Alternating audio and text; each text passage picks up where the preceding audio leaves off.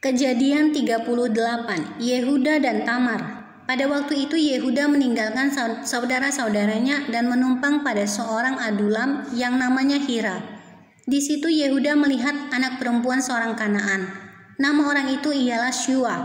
Lalu Yehuda kawin dengan perempuan itu dan menghampirinya.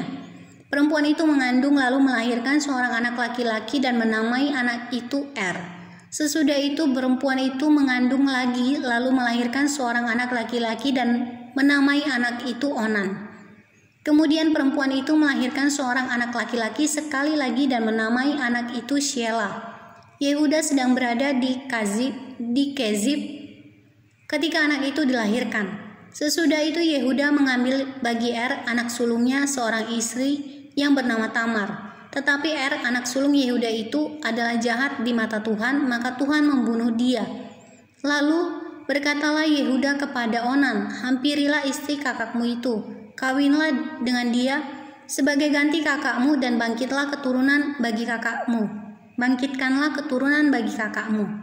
Tetapi Onan tahu bahwa bukan ia yang mempunyai keturunannya nanti, sebab itu setiap kali ia menghampiri istri kakaknya itu, ia membiarkan maninya terbuang supaya ia jangan memberi keturunan kepada kakaknya.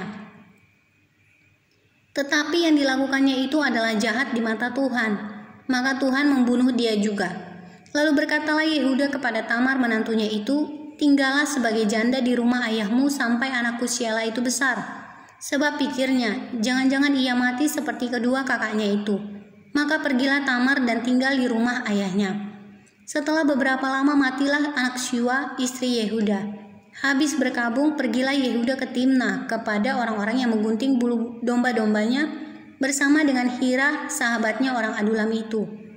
Ketika dikabarkan kepada Tamar, bapa mertuamu sedang di jalan ke Timnah untuk menggunting bulu domba-dombanya, maka ditanggalkannyalah pakaian kejandaannya. Ia bertelukung dan berselubung, lalu pergi duduk di pintu masuk ke Enaim yang di jalan Timnah.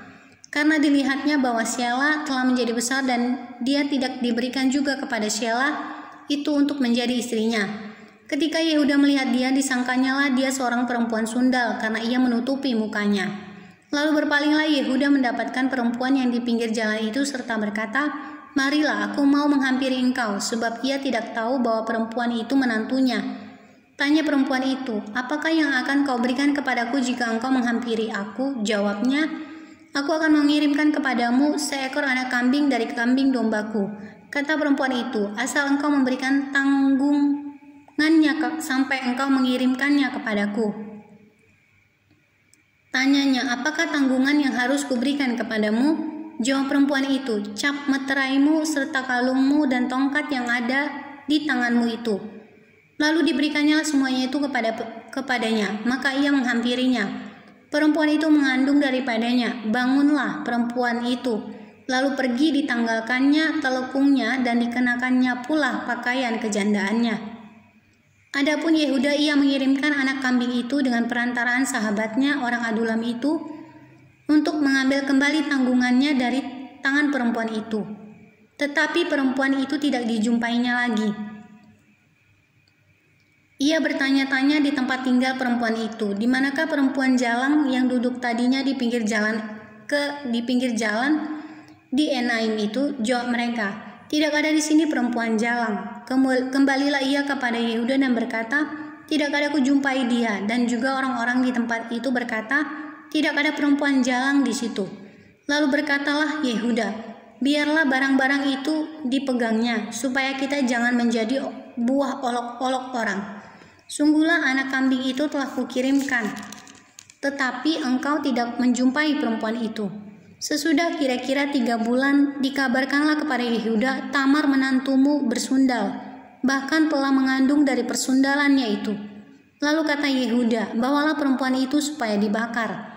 Waktu dibawa, perempuan itu menyuruh orang kepada mertuanya mengatakan, dari laki-laki yang mempunyai barang-barang inilah aku mengandung. Juga dikatakannya, periksalah siapa yang mempunyai cap meterai serta kalung dan tongkat ini.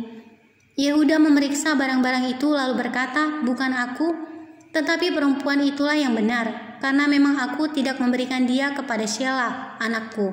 dan ia tidak bersetubuh lagi dengan perempuan itu. Pada waktu perempuan itu hendak bersalin, nyatalah ada anak kembar di dalam kandungannya. Dan ketika ia bersalin, seorang dari anak itu mengeluarkan tangannya, lalu dipegang oleh bidan, diikatnya dengan benang kirmizi, serta berkata, "Inilah yang lebih dahulu keluar."